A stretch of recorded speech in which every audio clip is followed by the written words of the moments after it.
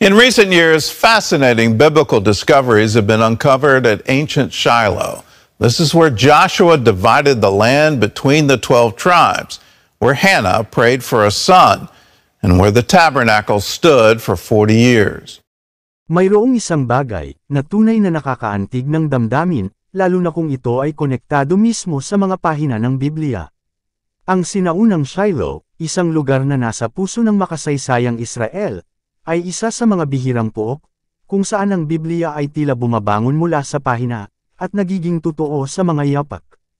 Dito hinati-hati ni Josue ang lupa, para sa 12 lipi ng Israel. Dito rin ibinuhos ni Hannah ang kanyang puso, sa panalangin sa Diyos, upang magkaroon ng anak, at dito rin nanatili ang tabernikulo, ang tahanan ng presensya ng Diyos, sa loob ng maraming siglo.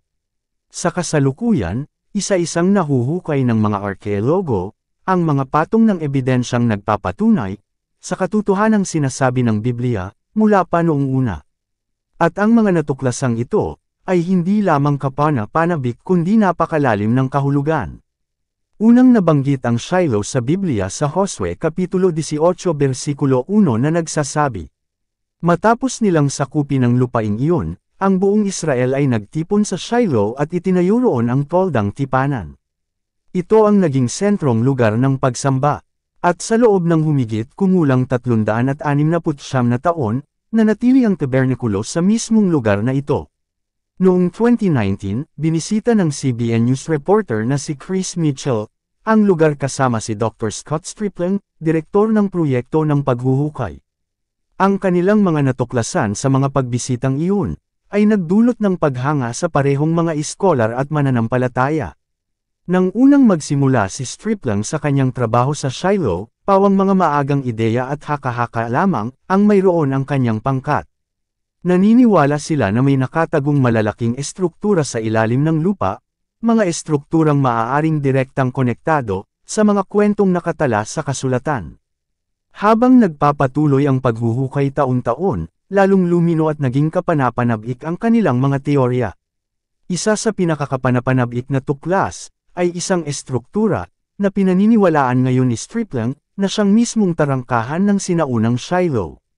Hindi lamang ito isang kagiliw-giliw na tampok na archaeological, malalim itong konektado sa malungkot na salaysay sa Biblia tungkol kay Eli, ang pinakapunong pari. Ayon sa unang Samuel Kapitulo 4 versikulo 18, nang marinig ni Eli ang tungkol sa kaban ng Diyos, siya'y nabuwal sa may pintuan. Nabali ang kanyang leeg sapagkat siya'y mabigat at matanda na. Namatay si Eli pagkatapos ng 40 taong pamamahala sa Israel. Ang siping ito, ay matagal nang tinuturing na tala ng kasaysayan. Ngunit ngayon, naniniwala ang mga arkeologo, na maaaring natuklasan nila mismo ang lugar, kung saan ito nangyari. Ipinaliwanag ni Stripling na ang estrukturang kanilang nahukay, ay akma sa anyo ng isang sinaunang tarangkahang complex. Matapos maghukay ng halos 6 na metro ang lalim, nakita na nila ngayon ang mga patong ng pagkakagawa ng tarangkahan, isang bagay na kahangahangang sumusuporta sa teksto ng Biblia. Marahil ang isa sa pinakanakaaantig sa espiritu sa kanilang paghuhukay, ay ang pagtuklas ng isang malaking parihabang estruktura, na maaaring tumutugma sa sukat, at pagkakahanay ng tabernikulo. Bagaman maingat si Stripling na hindi maghayag ng ganap na katiyakan, napakalinaw ng mga detalye. Ang gusali, ay nakaharap mula silangan hanggang kanluran, gaya ng paglalarawan sa tabernikulo sa aklat ng Exodo. Lumalabas din na ito'y sumusunod sa sukat na, 2 ang haba kumpara sa lapad, na nabanggit sa Biblia, kung saan may mas malaking panlabas na silid, ang dakong banal, at mas maliit na panloob na silid, ang kabanal-banalang dako. Sinasabi sa Exodo Kapitulo 26 versikulo 33 hanggang 34. Isabit mo ang tabing na ito sa tapat ng kawit sa bubong ng tabernikulo at ilagay sa likod ng tabing ang kaban ng tipan. Ang tabing na ito ang siyang maghihiwalay sa dakong banal at sa dakong kabanal-banalan. Ang luklukan ng awa ay ilagay mo sa ibabaw ng kaban ng tipan na nasa dakong kabanal-banalan. Habang nakatayo sa maaaring mismong pader, na minsang bumabalot sa kabanal-banalang dako, inanyayahan ni Stripling si Chris Mitchell na pumasok sa lugar, kung saan maaaring minsang nakapahinga ang kaban ng tipan. Nanginginig ako, pag-amin ni Mitchell, habang namamangha siyang nakatingin sa paligid. Para sa akin, sabi ni Stripling, ito ay parehong profesional at personal. Bilang iskolar, ako'y namamangha. Ngunit bilang isang Kristiyano, pakiramdam ko'y nakatayo ako sa banal na lupa. Para kay Stripling at sa kanyang pangkat, hindi lamang ito tungkol sa mga sinaunang guho o mga alikabok na artifacts. Ito'y tungkol sa pagpapatibay ng katotohanan ng kasulatan, sa pamamagitan ng pisikal na ebidensya. Bawat pader, bawat basag na palayok, at bawat patong ng lupa, ay nagsasalaysay ng isang kwento. At madalas, ang kwentong iyon, ay eksaktong tumutugma sa mga sinabi na ng Biblia. Gaya ng pahayag ni Stripling, may ginawa ang Diyos sa kasaysayan. Itinala niya ito para sa atin sa Biblia, at natatagpuan namin ang ebidensya nito rito. May ilang tao na nahihirapan sa pananampalataya, dahil itinuro sa kanila na ang Biblia ay puno ng mga alamat, mito, o simbolikong kwento. Ngunit ang arkeolohiya, ay may paraan upang hamunin ang ganitong mga pag-aakala. Unti-unting nagiging isa ang Shiloh sa pinakamalakas na halimbawa, kung paanong magkahawak kamay ang aghampang kasaysayan, at ang katotohanang biblical. Isa sa pinakanakagugulat na tuklas sa Shiloh, ay hindi lamang ang mga gusali, kundi ang mga bagay na nasa lupa sa paligid nito. Area underneath our feet, Chris.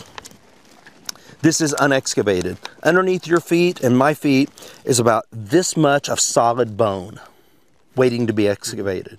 Bone on top of bone on top of bone. And we have microstratigraphy in this area so we can see that the deposition is laid down over a long period of time. Ilang hakbang lamang mula sa pinaghihinalaang lugar ng tabernikulo, ay isang napakalaking tapunan ng mga buto, patong-patong ng mga labi ng hayop na napanatili sa loob ng libu-libong taon. Bakit ito mahalaga? Dahil malinaw na inilalarawan sa Biblia, kung paanong isinasagawa ng mga pari sa tabernikulo, ang paghahandog ng mga hayop bilang pagtubo sa kasalanan. Ang mga handog na ito ay hindi basta-basta lamang ginagawa, may partikular na ayos na sinusunod, kabilang ang kung aling bahagi ng hayop ang susunagin, kakainin, o ibibigay sa mga pari.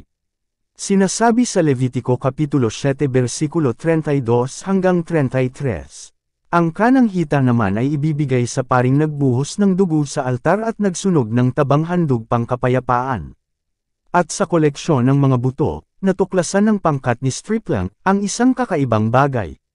Napakaraming buto mula sa kanang bahagi ng mga hayop, kabilang ang panga, mga biyas, at iba pang bahagi.